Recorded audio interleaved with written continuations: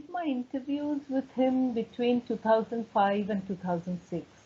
But I had met him before that. I do not remember exactly the date, but I had met him in the context of setting up the archives.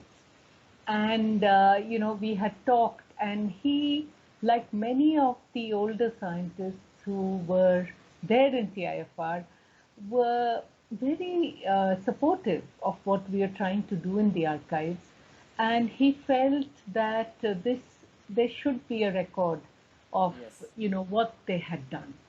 I think I was lucky that one of the persons who worked with me had also worked with Professor Swarup before, and that was J.D. Islur. And Islur had worked on the Kalyan radio telescope. He had pictures, and he'd tell me stories about Swarup. And so, it seemed as if when I met Professor Swarup for the first time, that I already knew him quite well. Great. Because, we had that, already Islur had told me things. But, meeting him was an amazing experience, because I have not seen a person who knows so much and yet is very, very simple in the way he approaches things, very humane, very comfortable, and he put you at ease immediately and, talk to you. And that is what I really enjoyed about my meetings with him. And so our connection began then in 2005 formally. But after that, we've been in touch because, there were various people who wanted to use the interview, and he would, always ask me. Then I was just checking, he actually, last couple of years, he wrote back saying, I have reviewed the interview and I have now edited it. I think, I'll make it shorter. This is too long, so I'll make it only 80 pages. And I wrote back immediately. I said, Professor Swarup, no, please do not cut it down. Please keep it, as long, because it's about 150 pages. I said, it's full of so many interesting episodes, that you give an insight into what India was like at that time, what doing science was like. So I don't think you should really, I really tell you that do not, make it shorter. So then I think I was glad he listened, because this was much longer. Before he cut it down to 150 pages, this was a longer interview. And he made it very precise. So what I noticed as I was reading it, Professor Swarup had a certain way of speaking, which was usually very roundabout. So he would, sometimes I think, is he, going to answer the question? And he would. But it would come, he would remember some other episode, he'd tie it up and bring it together. And he's made it much more concise. And as a person who does oral history interviews where we listen to the voice of the person speaking, I really felt that, that was not the style in which he'd speak. And it was his choice to cut it down. But people who look at that interview should actually also listen to him. Because, it's another dimension. Because when you listen to him, you begin to see, okay, he's now mentioning this, and how is this particular thing connected, and you'll begin to see how all of it was connected,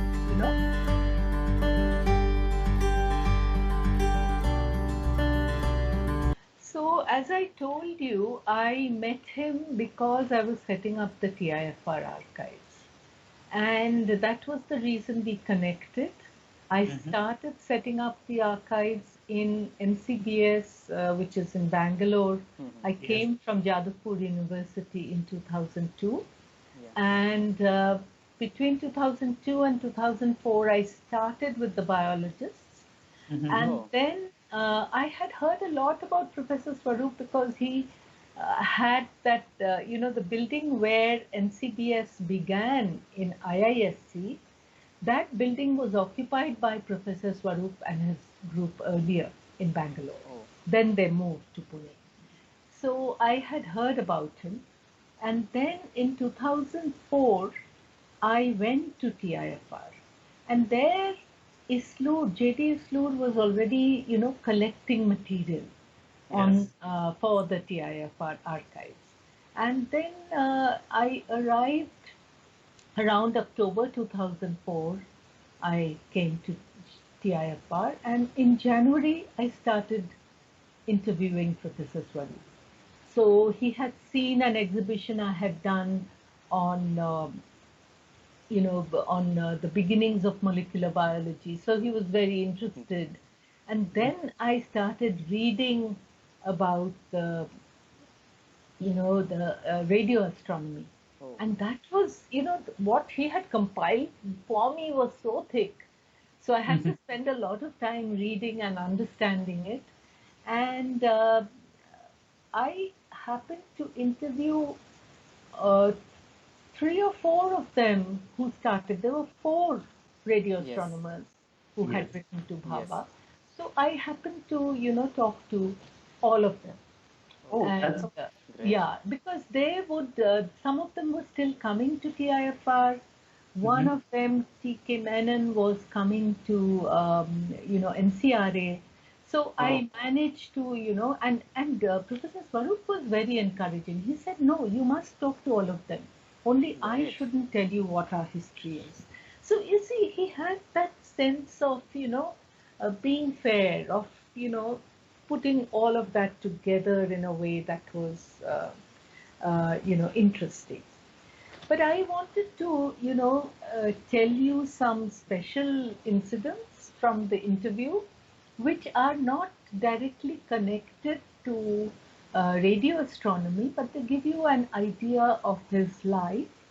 And Yes. this morning I was, trying to read it, and I was laughing to myself.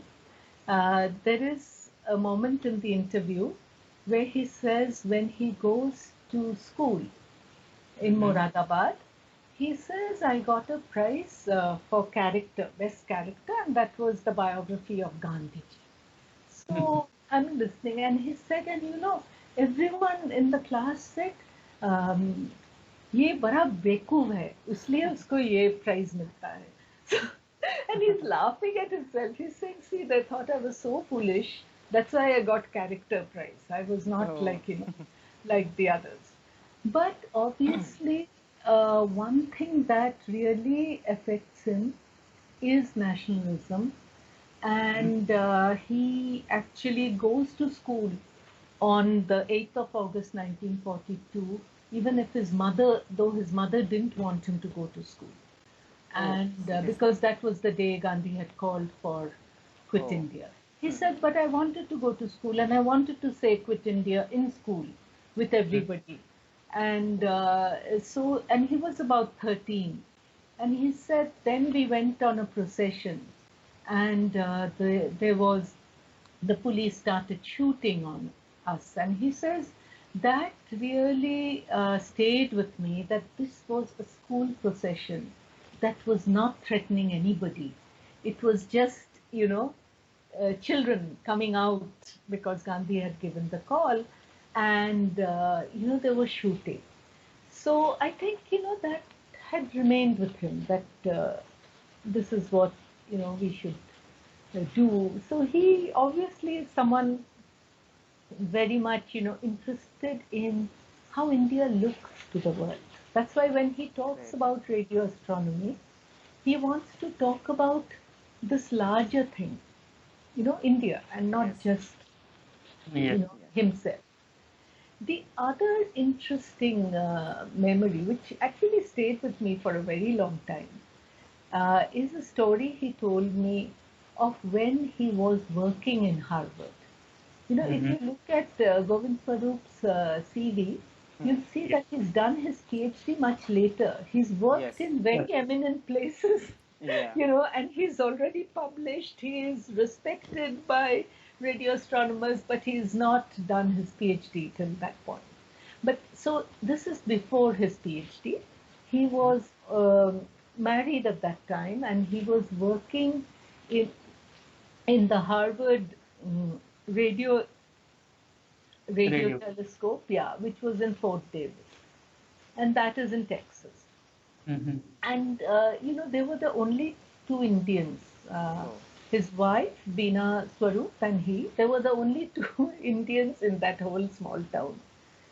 And he said that there was a church gathering, a church fete, and there was one man. He asked me, "So you're from India?" So he said, "Yeah." So he said, "Which college did you study in?" Mm-hmm. So he said, "I went to Ewing Christian College, which is in Allahabad." And this farmer just looked at him and said, "You just stand here, wait here." And he went rushing and got his wife and came back. He said, "See, every year I give $100 to Ewing Christian College. And every year you tell me that it's not the right thing. Look, this young man has come to Harvard. And I did the right thing in supporting that college." So it was, really an amazing story that he suddenly told me. He said, how that man met me, and, he was so thrilled that somebody, from the college he was supporting had come to Harvard. So I thought that was a very interesting. Ma'am, would you like to comment on the smile of Govind Swarup, sir? It was a very innocent smile. Okay. He had a very childlike smile. And there was something very childlike also about him. Because one of the things that, I'll give you an example. One of the things, this is not in the interview, but we were talking one day. Yeah. And he was saying that, why do you think young people don't come into science? What is it that they want? So I said, well, maybe they want to be paid much more. They want to go abroad. He kept quiet. He didn't say anything. The next day when I came, he said, I thought of what you were saying. See, I can tell young people about my experience. See, the thing is, I also went abroad. I got a car. I had enough money. So, science can get you the same thing. Great. And he was smiling. But the thing is, what he didn't see is the scale. The kind of car, the kind of money, the kind of greed we've all been infected with is not something Govind Swarup could even comprehend, because he was so dedicated to his science and a very innocent man in that sense. He was not someone who said, I must get this much of recognition, this much of money. No, that's what, his smile is very much, thanks for asking that, because I think, it very much tells you what kind of man he was.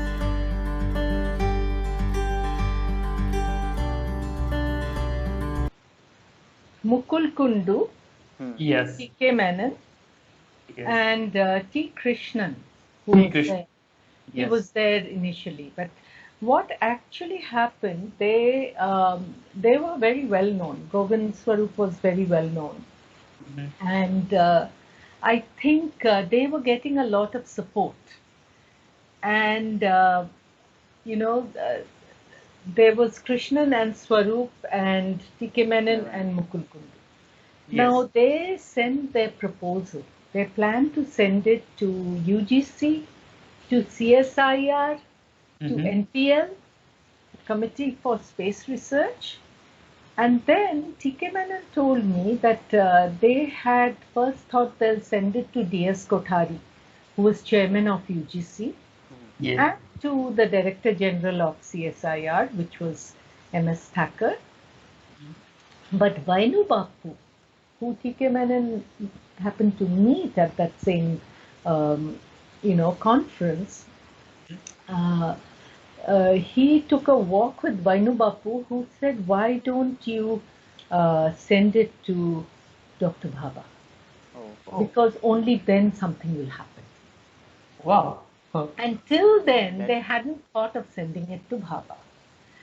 And I think it was interesting. Swarup, now to go back a little, I think, even when Swarup tells me the story, it is like he does go back and forth because he was working with K.S. Krishnan. He had come to work with K.S. Krishnan at NPL. Yes. And at that point, he had built an equipment, but he couldn't get the magnet which was in the basement. I mean, there's a whole story around why that didn't work. Then when the Colombo plan started in 51, in 53, Swarup went to Australia. And there he worked for a long time, for 2-3 years, before he came back, and then again he left for Harvard. But here, you see, when he came back from Australia, that agency actually gifted 32 6-foot dishes to NPL by CSIRO. Yes. And these dishes were just lying there in NPL. They didn't come when, it took years for it to come because there's so much bureaucracy. And so when Swarup was there, the dishes didn't come. So if Swarup had, if they had come when Swarup was there, he would have built something. But he couldn't. Now these dishes were still lying there. So he said, in the proposal, they said we can initially begin something just using those dishes. And after that, we can build something more. And so he knew about the existence of these dishes. And so did Kundu, because Kundu had, from 1957 to 58, Kundu had joined NPL after doing his DSc in Paris. And he had also tried to build this with NVG Sharma and M. Joshi, but he had not managed to do that. Now, when they discussed their return to India, they knew that these dishes were at NPL and they could set up a working interferometer. So they were quite hopeful that, there is some legitimacy to our proposal. We can do something. Because otherwise, people would question that, is it wise to do this in India, which is, a poor country. So it doesn't have that much of foreign exchange. So now, once, they made this proposal, you find that the international community was very willing to support that. And Bhabha, as was characteristic of Bhabha, Bhabha wrote back, sent them a telegram almost immediately saying, you tell us your plans, you come back to India and start radiation. Yeah, and this was, most unusual because,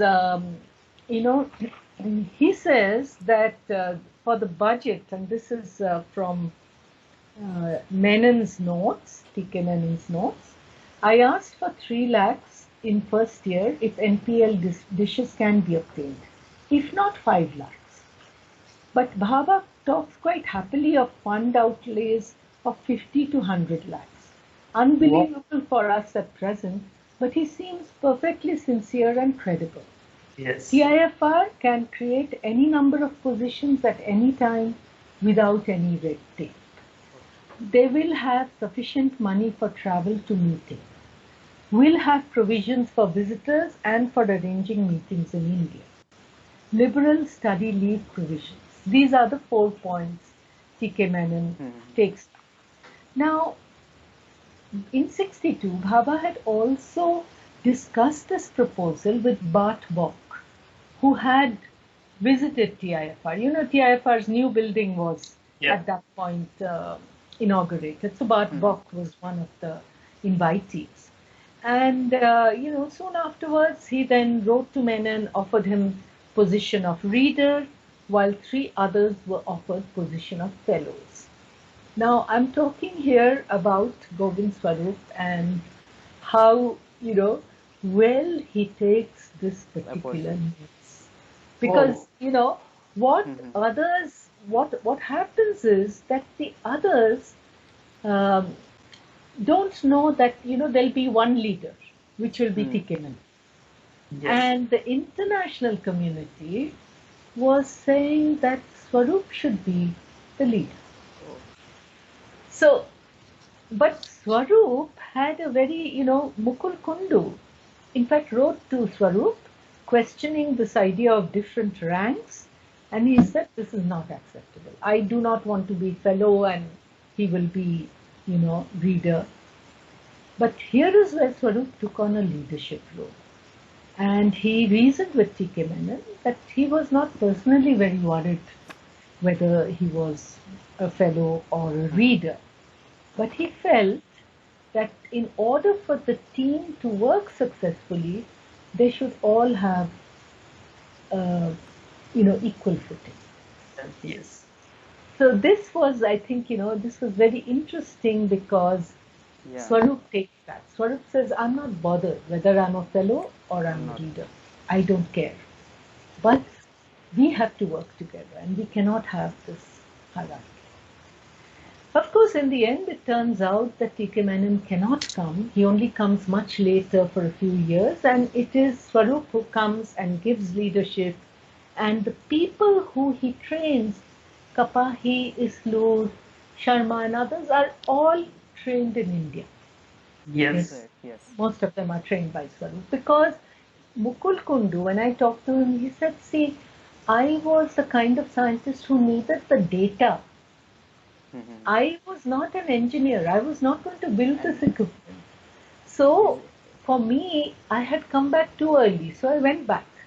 And I came back later, and even now I come and I look at GMRT data. But of course, Mukul Kundu has passed away since then. Yeah. So he says that, so Govind was in the right place. I had come too early. So he goes back. So it is Swarup who gives the leadership to this. And he starts creating the, the Kalyan. Plan Interferometry. He first makes that. Yes. And so there are pictures that, in the archives we have, which Islur had given us of, how they're sleeping under the shade of this huge antenna. And, they were in the field, they used to stay there. One farmer would give them some water and they just worked very hard. And at that point, I think, when he's doing this, they're still planning the Uti radio. Yes. Now, when then the interesting thing about the Uti radio telescope is that he builds it on an incline. Yes. And this incline becomes very important so that he gets a sizable sample of weak radio sources. Otherwise, you won't get it. And it's parallel to the Earth's axis. Now, this design was an advantage for them. Now, at this point, again, this is where he comments on his meeting with Bhabha. He meets Bhabha about this and he says, this is what we want to do. And Bhabha says, yes, go ahead. But Bhabha's approach is something that surprises Swarup. So I'll quote from what Swarup tells me. He says, I asked him if I needed to write a project proposal. I had written a scientific proposal, but a project proposal requires you to give the budget. He said, young man, don't waste your time. Form a group. When you have formed a group, we will approve your project. So it became very important to form a group. So you see, it was not really like this way of writing a project down. And you have to get the budget approved and run from pillar to post. No, Bhabha didn't want that.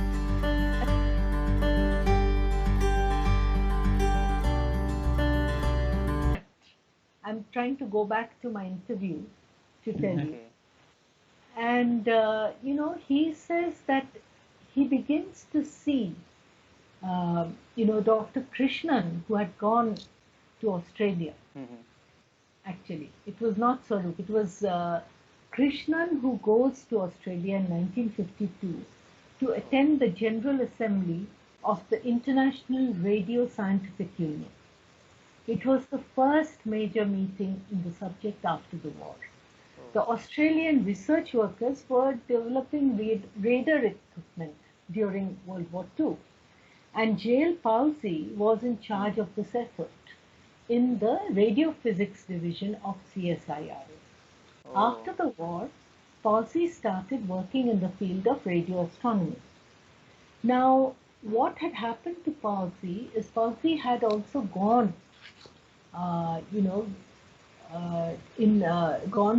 he was educated in Australia, got his Ph.D, and he was in Cambridge. And he actually, after his PhD, he couldn't get a job. He went back to Australia. After his PhD, he worked in England in the antennae industry for a while. But he says that, there was a lot of bureaucracy as in India. So he couldn't get the job. Now, when Krishnan goes and sees all the equipment, he begins to see the possibilities for radio waves from the sun and other stars. Now, on his return, he described, that in a talk. And he says, because he already had this job in NPL, Swarup was already familiar with radio research, with the field. He could understand the equipment. So he asked Krishnan that where can I read about all this? So he said, all the Australian journals. So he started, paying money to keep the library open till late so that he could after work go and read. And he said, I've learned all those tricks, what you can give 8 annas, 4 annas, 1 rupee, library will be kept open for you. So he had a scholarship to go to Canada. But what happened is the Canada scholarship became a scholarship for medicine. Okay. It was no longer a scholarship for, working on. So he was supposed to go to the Heisenberg Institute. So then he even sat for the IAS because he said, I got fed up with research. So I sat and worked at it, and Swarup, he never checked his result, but if it's an exam, he would have got it. But he sat for the exam, and before the results came, he got the Australia fellowship and went to Australia. Great. So, his turning point is really the fact that he knows about radio research. And Krishnan comes back from that meeting and tells him about it. So I think, this is what happens.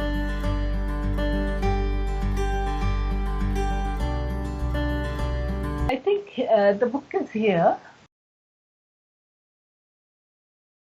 So now the story of this book is actually, it has a beginning way back in the past, that though I did history and I did literature first and then history, but I did my PhD with somebody in SOAS who is a historian of medicine, David Arnold. And around the time I was finishing my PhD, I started looking more at the history of medicine. And I was looking at various things that were happening in independent India. When I came back to India, and the rules at that point were that you could teach only in a department if you had a master's in that subject. So my PhD did not count. It might have got me an initial readership, but I had to go into the English department to teach. In Jadavpur University, I think. I could not teach history even if I had a PhD in history. The rules, of That's course, moment changed. in Jadavpur University, no? Yeah, but these are UGC rules. So Okay. they are not Jadavpur rules. Jadavpur later, in fact, it is a very progressive university, so things changed later. Which university? Jadavpur University. Pardon? Earlier it was a very rich university, Jadavpur University. It still is. I would still say that it is. It has the best teachers. It has very good resources, the sharpest minds, and one of the most eminent education ministers, Tribuna Sen. He was the first vice chancellor of Jadavpur University, and Jadavpur goes back a long way because it was an anti-British establishment. Yes. So it never gave degrees, but the students were recognized in Germany, in USA, Harvard, everywhere. So coming back, so I had to teach that. But at that point, I felt that if I had to continue doing work in history of medicine, then one would need to, I can't keep going abroad all the time to look at archives. There has to be other ways in which we'll find these archives in India. And I became very interested in building archives. Wow. That can we build archives? Where can these archives be? And I think that first proposal I wrote when I was still teaching in Jadavpur, it was unsuccessful for years and years because everyone said this is such a crazy project, it is so huge, how will this get done, what is this? I said because we don't build, we have to start even however small.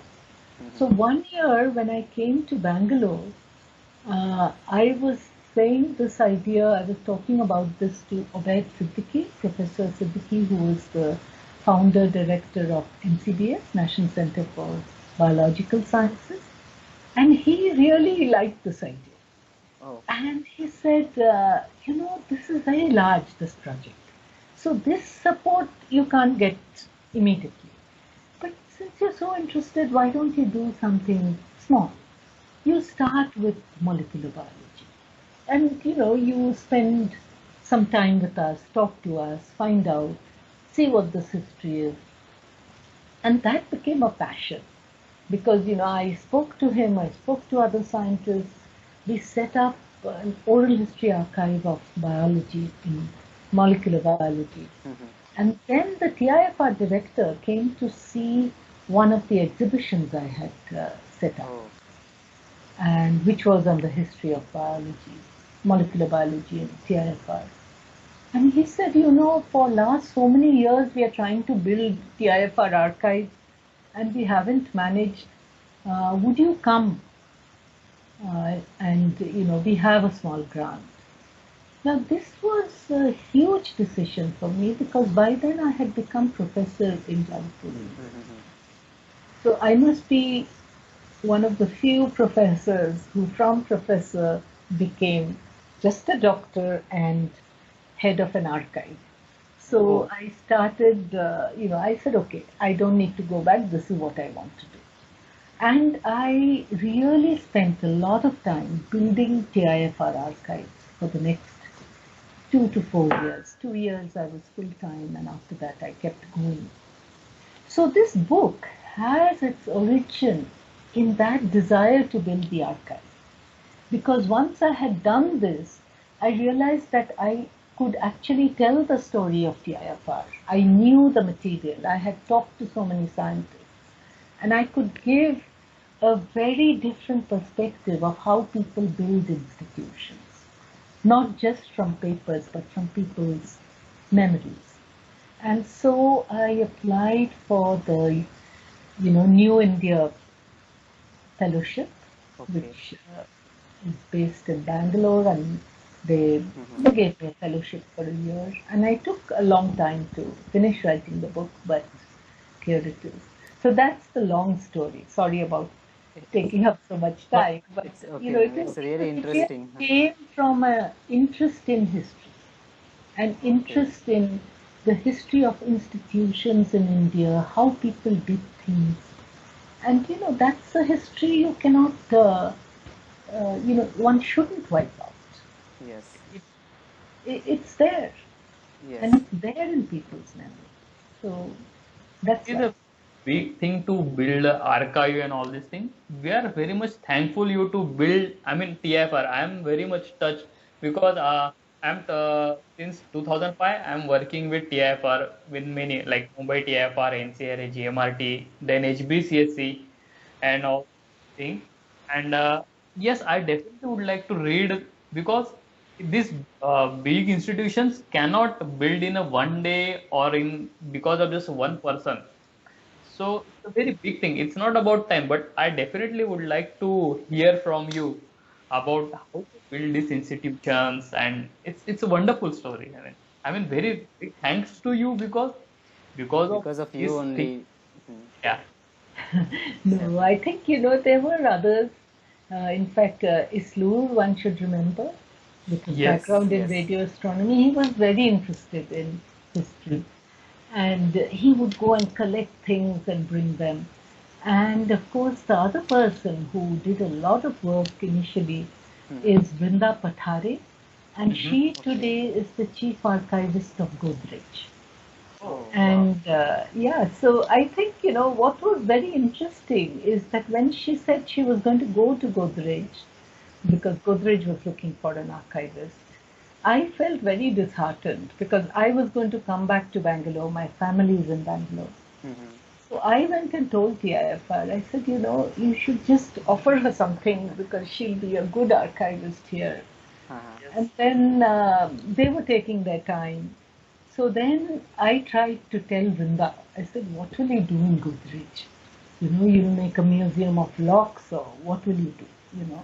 It's Good. this is much more interesting. Yes. She said, give me a week, I will give you an answer. So she went and she came back. She said, I will do an exhibition about India's first general election. I Oh. said, why? So Perfect. she said, because Godrej made the first ballot boxes. I said, go Oh. there. You have learned everything there is to learn about history because, history is not about these locks and this technology and that. It is about how it affects our Yes. lifestyle. It's And, about the people, she how had, they feel. she had seen that, here is Godrej, old man, this old Godrej, he used to come to supervise because remember it's the first general election, nothing should go wrong. He used to check the boxes. It's an amazing story. So I was very happy that she had, absorbed and her Yes. insight was such that,